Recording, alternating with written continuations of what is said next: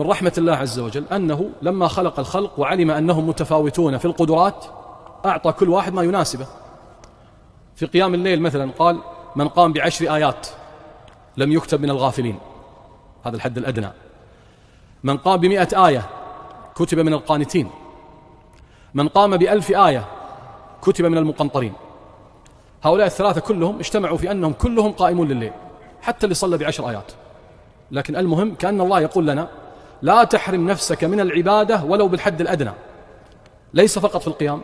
انظروا في الصيام مثلا، أفضل الصيام صيام داود، كان يصوم يوما ويفطر يوما.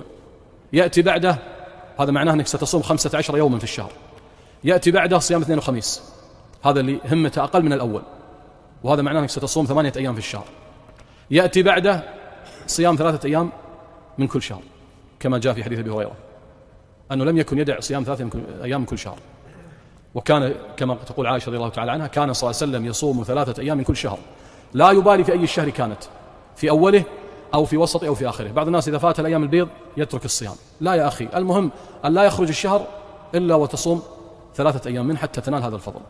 حتى في البذل والصدقة، يعني هل لو قيل لنا اليوم ترى ما في صدقة دون 100 دينار، ربما يتصدق 10 100، لكن لن يتصدق كل الناس.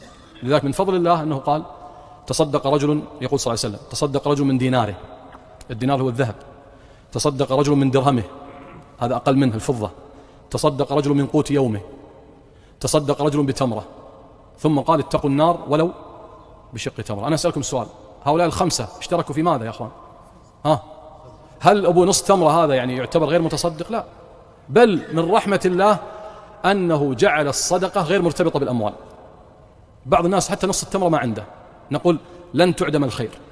قال صلى الله عليه وسلم كل معروف صدقة، وهذا ما في ترى لا دفع فلوس ولا بذل أموال. وانظر إلى فضل الله الواسع.